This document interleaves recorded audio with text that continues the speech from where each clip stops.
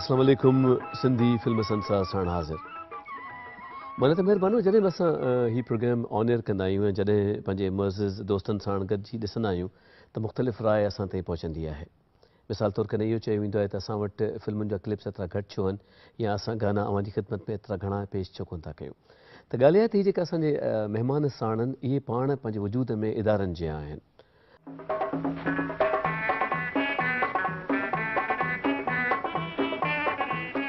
अॼु हिन सिलसिले में गुफ़्तगू में असांजा उहे साॻिया महिमान असां साणनि करम नवाज़ी आहे उन्हनि जी जो असांखे हुननि एतिरो वक़्तु इनायत कयो आहे ऐं फिल्म महबूब मिठा जे हवाले सां असां साण गुफ़्तगू करण लाइ स्टूडियोज़ में मौजूदु आहिनि। तारीफ़ जे लाइ अव्हांजे साम्हूं हाज़िर थियूं पिया था। असां वटि मौजूदु आहिनि साईं मुमताज़ अली शेख साहिबु। अदा अस्सलाम वालेकुम, भली कार हिकु दफ़ो वरी। ऐं उन खां पोइ असां वटि नौजवान मौजूदु आहे ज़ुहैब अहमद लाशारी ऐं इहो ॿुधाइणो बि पए थो ऐं बाक़ाइदे इहा ज़रूरी ॻाल्हि आहे त असां अव्हां ताईं इहा ख़बर ॾियूं त ज़ुहैब साईं रशीद अहमद लाशारी जो पोटो आहे। ऐं असां वटि टियों नालो यकीननि कंहिं तारीफ़ जो मोहताज न आहे साईं हयात अली शाह बुखारी साहिबु। साईं अव्हांखे भली कार। ऐं ख़ौज़ नज़ाद जॾहिं बि असां प्रोडक्शन जे हवाले सां गुफ़्तगू कई आहे अदाकारी जे हवाले सां कई आहे असां वटि हमेशह मौजूदु रहिया आहिनि साईं नवाब मेहदी लगारी साहिबु। बिस्मिल्लाह तव्हां सभिनी खे भली कार। अव्हांखे ज़ुहैब साईं अव्हां खां शुरू करणु चाहींदुसि मां त जॾहिं जेको सिखिया जो अमल आहे नई नस्ल ताईं पहुचे थो मिसाल तौरु तव्हां ताईं पहुचे पियो थो ऐं तव्हां इहो बि ॿुधायो पियो गुज़िरियल प्रोग्रामनि में त तव्हां पंहिंजे ॾाॾे जे बारे में मुस्तक़िल कोशिशि कंदा रहंदा आहियो वालिद साहिब खां पुछंदा आहियो चाचे खां पुछंदा आहियो तूं कीअं हुया छा हुया त तव्हां उनजो पूरो कलाम पंहिंजी निगाह मां गुज़ारियो आहे रशीद साहिब जो? तव्हां गुज़ारियो आहे ऐं तव्हांखे ख़ासि तौर ते उन्हनि जा कहिड़ा आइटम्स वधीक पसंदि आहिनि जेके इन फिल्म में या कहिड़ी फिल्म में? सर उनजा सॉन्ग्स आहे सुख जा सांगीड़ा मोटी ख़्याल मिलन परदेसी फिल्म जो ऐं उनखे अलावा रिड्यू करे गानो ॻायो आहे तामीर हुसैन राहत मिले थी दर्द में दिलदार सां सदके इहो आहे। ऐं उनखे अलावा उन्हनि जा काफ़ी ॿिया कलाम आहिनि जेके मिठा ख़्याल मिलन में बि उनजो कलाम आहे। त मां इहो पियो चाहियां त सैयद हयात अली बुखारी साहिब बि आहिनि ऐं साईं नवाब साहिब बि आहिनि त असां इहो था चयूं त नई नस्ल खे इहे फिल्मूं अगरि ॾेखारियूं था त असां हिननि खे रीड्यू करे सेम कैरेक्टर उन्हनि जा नाला उन्हनि खे जेको नए तरीक़े सां ठाहे करे ॿीहर प्रोड्यूस कयूं त जीअं नई नस्ल हुनखे ॾिसे ऐं सिंधी फिल्म अॻिते वधे। अंदा साईं हीउ नौजवान नस्ल ॻाल्हाए पियो थो त उन्हनि फिल्मुनि खे रीडू करे वरी पेश कयो वञे। Is it possible? पॉसिबल त आहे पर हाणे जीअं जदीद दौरु आहे ऐं बर सग़ीर में असां ॾिसी रहिया आहियूं त काफ़ी पुराणियूं फिल्मूं उन्हनि फिल्मुनि खे वरी नए सिरे सां अहिड़े नमूने सां ठाहियो वियो आहे। मुग़ल आज़म आहे या ॿियूं फिल्मूं आहिनि उन्हनि खे महफ़ूज़ बनायो वियो आहे। ॿीहर ठाहियूं न ठाहियूं घटि में घटि अहिड़ो को तरीक़ो हुजे त इहे जेके फिल्मूं आहिनि इहे महफ़ूज़ थी सघनि हिकु सुठे नमूने ऐं इहो हाणे मुमकिन आहे जदीद दौर में। असां वटि पुराणा प्रिंट्स ई मौजूदु कोन्हनि त इहे कीअं महफ़ूज़ कंदासीं पाण? थी सघनि था सर इन्हनि जी ॻोल्हा अगरि कई वञे नवाब मेहदी साहिबु या हयात अली शाह बुखारी साहिबु इन जा वधीक तफ़सील सां ॿुधाईंदा। ईस्टर्न फिल्म स्टूडियो में काफ़ी फिल्मुनि जा अञा ताईं प्रिंट्स मौजूदु आहिनि। अच्छा हाणे उहे कहिड़ियुनि हालतुनि में आहिनि इहो केरु कंदो इहो हिकिड़ो अलहदा सुवालु आहे। ठीकु आहे त उन्हनि खे हथु कजे या जेके फिल्मूं सुठी कंडीशन में मौजूदु आहिनि उमर मारवी सुठी कंडीशन में मौजूदु आहे इन खे हलो अगरि रंगीन करण ते ख़र्च ज़्यादा थो अचे त इन खे घटि में घटि महफ़ूज़ करे ऐं इन खे सुहिणे नमूने बनाए इन जी करेक्शन करे इन खे महफ़ूज़ करे सघिजे थो। ॿी ॻाल्हि जीअं ज़ुहैब कई त असां जी उमिरि जा माण्हू असां पंहिंजे नए नस्ल खे सभिनी खे त कुझु नथा ॿुधाए सघूं पर पंहिंजे घर में त कुझु करे सघूं था। अहिड़े क़िस्म जूं आउं त घटि में घटि कंदो आहियां। मूंखे फ़ख़्रु आहे मुंहिंजा ॿार परेशान बि थींदा आहिनि पर मां उन्हनि खे ॿुधाईंदो आहियां त हीअ फलाणी फिल्म आहे हीअ फलाणी फिल्म जो पोस्टर आहे हीअ फाज़लाणी साहबु आहे हिन हीअ फिल्म ठाही फलाणो त ॿुधंदा आहिनि। पोइ हाणे उन्हनि में दिलचस्पी पैदा थी आहे। ॿियो न त असां जहिड़ा माण्हू पंहिंजे कंहिं हिकिड़े फ़र्ज़ंद खे धीअ खे भाणेजे खे इहो मैसेज ॾेई छॾियूं त हीअं फिल्मूं हुयूं या त थोरी घणी त असां ख़िदमत करे सघूं था। हाणे इहो एतिरो मुख़्तसर जेको अरसो आहे असांजे सिंधी फिल्मुनि जो पर आहे त असांजो सकाफ़ती विरसो न। एक्ज़ैक्टली भला छा जॾहिं असां दुनिया मां हलिया वेंदासीं या असां जहिड़ा ॿिया दोस्त न रहंदा हिन दुनिया में, पोइ इहे सभु शयूं दफ़न थी वेंदियूं हलियूं छा? इहा त वॾी ज़्यादती थींदी। उहे माण्हू जॾहिं असांखां पुछंदा, फाज़लाणी साहिबु असांखां पुछंदो या ॿिया पुछंदा उते, बाबा तव्हां छा कयो असांजी फिल्मुनि जो, कहिड़ो जवाबु हूंदो असां वटि? अदा मुमताज़ शेख जीअं ज़िक्र कयो पिए हिन फिल्म जे हवाले सां, ऐं यकीननि उहे सभु ख़िदमतूं जेके असां ऐं अव्हां ताईं पहुतल, असां बार बार ख़िदमतुनि जो लफ़्ज़ इन करे चवंदा आहियूं त हीअ सभु वजूद पंहिंजो वारो वॼाए विया आहिनि ऐं असां ताईं इहे सभु शयूं छॾे विया आहिनि। हाणे इन्हनि जो क़दुरु करणु, इन्हनि खे साम्हूं रखणु, इन्हनि जो ख़्यालु करणु असां सभिनी जो फ़र्ज़ु चए थो।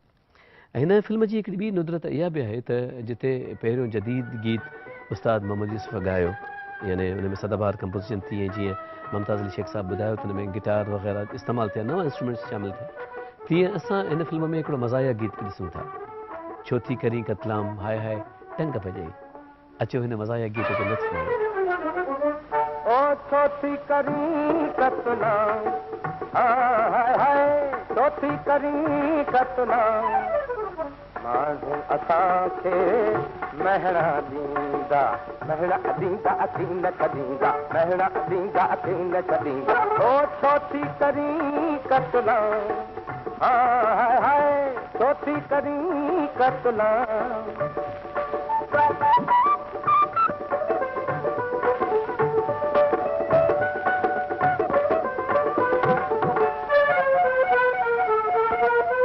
तुंहिंजे सोज़ आगारियो मूंखे अला, तुंहिंजे सोज़ आगारियो मूंखे अला, तो प्यार में मारियो मूंखे अला, प्यार में मारियो मूंखे अला, हाय हाय मूंखे अला। सनड़ो थी वियो आहियां ओ बिरह कयो बदनाम, हाय हाय बिरह कयो बदनाम, माण्हू असांखे महणा ॾींदा, महणा ॾींदा असीं न छॾींदा, महणा ॾींदा असीं न छॾींदा। ओ छो थी करी कतलाम हाय हाय संग भॼई, छो थी करी कतलाम, राह न कढ।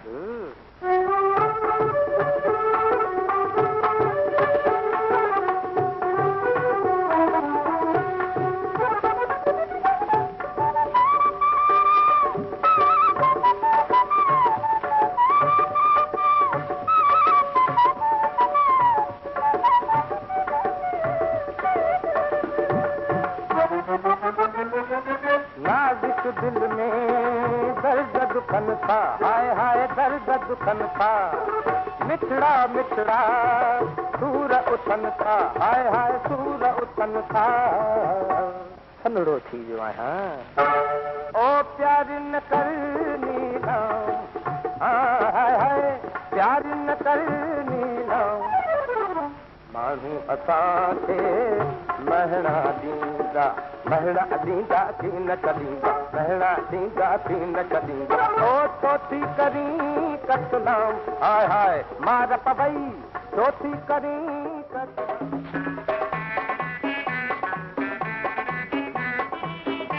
असां वटि अव्हां जे लाइ हाणे कुझु प्रोफाइल्स आहिनि। सभ खां पहिरीं असां वटि नालो आहे अहमद अली साहिब जो। पाण ईरानी हुयो ऐं सिंधी ॾाढी ख़ूबसूरत ॻाल्हाईंदो हुयो। कराची में बोल्टन मार्केट पोयां संदसि रिहाइश हूंदी हुई ऐं हुन लाॻीतो सिंधी फिल्मुनि में कमु कयो ऐं हिक लिहाज़ खां संदसि नालो कंहिं न कंहिं किरदार लाइ तक़रीबन हर फिल्म में ज़रूरु बुक कयो वेंदो हुयो। संदसि सिंधी फिल्मूं आहिनि शेरो फिरोज़, नूरी जाम तमाची, घूंघट लाइ कुंवार, महबूब मिठा, मिठड़ा शाल मिलन, सोरठ, अलबेली, प्यार कयो सिंगार, सिंधुड़ीअ तां सदके, हाज़ुर साईं, दोस्तनि जो प्यार, उम्मीद, ममता ऐं हाकिम ख़ान। ॿियो प्रोफाइल असां वटि मौजूदु आहे शेख सिंधी साहिब जो। असुलु नालो ग़ुलाम क़ादिर शेख, मेहर जी मिटी हुयो ऐं 13 मार्च 1932 ते ॼाओ। खेसि नंढे हूंदे खां ई फ़नून लतीफ़ा सां बेहदि चाह हूंदो हुयो। किथे शादी वग़ैरह थींदी हुई त घरनि ते वञी टोटका ॾेखारींदो हुयो। अंग्रेज़ी स्कूल में पढ़ंदे ड्रामनि में कमु शुरू कयईं। मेहर में एमेच्योर ड्रामेटिक सोसाइटी क़ाइमु थी त उन में कमु कयईं, जंहिंजे करे शहर उन जी पसकिरदाईअ में पंहिंजे फ़न जो मुज़ाहिरो करे ख़ूब नालो कमायईं। पोइ मुख़्तलिफ़ ड्रामेटिक कंपनियुनि में जेके अलॻि अलॻि शहरनि में थिएटर कंदियूं हुयूं कमु कयईं। उर्दू ड्रामा क़त्ल का मीज़ान उर्फ़ मीरठ का सच्चा वाक़िया, आलम आरा, मोहब्बत का फूल, लैला मजनू में अहिड़ी त शानदार परफॉर्मेंस ॾिनई जो कंपनियुनि वारा दादू ऐं लाड़काणे ज़िले जे मुख़्तलिफ़ शहरनि में घुराए खेसि कमु ॾींदा हुया। उहे डायलॉग खे सदाईं यादि रहिया। हुन पंहिंजा लिखियल ड्रामा मेहड़, दादू ऐं लाड़काणे में पेश कया। फिल्म लाइन में खेसि संदसि पहिरीं फिल्म फज़लानी साहब जी परदेसी मिली, जंहिंमें हुन हिकु मोहाणनि जे सरदार जे पुटु सनड़े जो किरदारु अदा कयो। उन खां पोइ एसगुल साहब खेसि पंहिंजी उर्दू फिल्म दरिंदा में कमु ॾिनो। शेख सिंधीअ पहिरीं उर्दू फिल्म चराग़ जलता रहा में बि कमु कयो, जंहिंमें हुन कैदियुनि जे सरदार जो किरदारु अदा कयो हो। अकेले न जाना, हम दोनों, मेरे बच्चे मेरी आंखें, चराग़ जलता रहा, ऐसा भी होता है, वक्त की पुकार संदसि अहम फिल्मूं हुयूं। जनवरी 1984 खां वठी हुन हैदराबाद में मुस्तक़िल रिहाइश इख़्तियार कई ऐं भुरगड़ी रोड, हीराबाद, हैदराबाद वारे घर ते ई संदसि वफ़ात थी। सिंधी फिल्मूं अथसि परदेसी, चांडोकी, महबूब मिठा, अच त भाकुर पायूं, हाज़ुर साईं। हिन फिल्म जी सदाबहार मौसीक़ीअ जे हवाले सां हिकिड़ो ॿियो गीत बि बेनता मशहूरु थियो, मुंहिंजा साईं सिंधी टोपीअ वारा, ऐं उन गाने खे असां अव्हां जे लाइ तौर जदीद जे हिकु आवाज़ में बि रिकॉर्ड कयो आहे, ऐं उहा आहे समीना कंवल।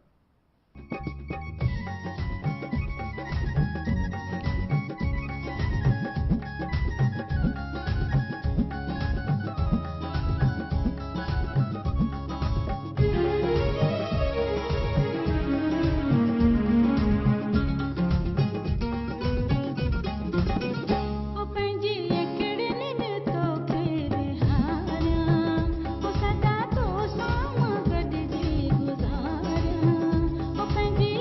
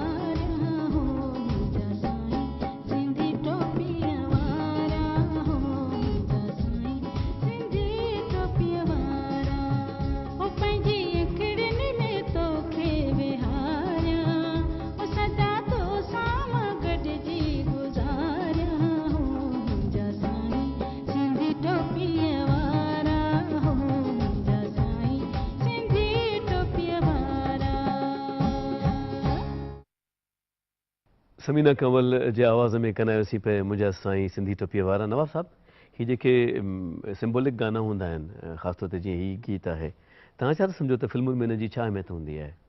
सिंधी फिल्मुनि में काफ़ी अहिड़ा कैरेक्टर जेके जीअं हीरोज़ जा आहिनि, उहे हीरो सिंधी फिल्म असांजी धरती जी माण्हुनि खे सिंधी फिल्मुनि जे हवाले सां सिंधी टोपी, पटको, अजरक इहे उन्हनि खे पेश कंदासीं। माण्हू हिकिड़ो ख़ुशी महसूसु कंदा, पंहिंजाइप महसूसु कंदा उन मां। जी। ऐं असांजो इहे सिंबॉलिक आहिनि, पर हींअर जेके आऊं इहो अर्ज़ु कंदुसि जेको मुंहिंजी रिसर्च जे मुताबिक़ आहे जी, त जेके सिंधी टोपी जीअं मूंखे पातल आहे, इहा असली सिंधी टोपी कान्हे। अच्छा। असली सिंधी टोपी आऊं वियुसि पीर झंडे, उते मूंखे साईं इनाम शाह वारनि ॾेखारी त पुराणी हिकिड़ी टोपी असां वटि पई आहे, असली सिंधी टोपी कहिड़ी आहे उन्हनि मूंखे ॾेखारी। अच्छा, ठीकु आहे। बहरहाल मुरविज इहा आहे जेका असांखे नज़र अचे। हींअर त हीअ त मतिलबु त सूबे सरहद में असांजे ख़ैबर पख्तूनख्वा में बि हीअ सिंधी टोपी आहे, बलूचिस्तान में बि आहे, सिंध में बि आहे। असली सिंधी टोपी अञा बि आहे जेका मूं ॾिठी आहे, उहा उनजो नक्शो ई चेंज आहे। इहा हिकिड़ी हसीन ॻाल्हि आहे ऐं नवाब साहब जे हिन हसीन ॻाल्हि जे ज़िक्र ते अॼु की हिन साथ मां अव्हां खां मोकिलायूं था। इन ई दुआ सां अव्हां जिते बि हुजो ख़ुशि हुजो, शाद ऐं आबाद हुजो। भले ख़्यालु रखिजो, इजाज़त ॾींदा। अला भाई।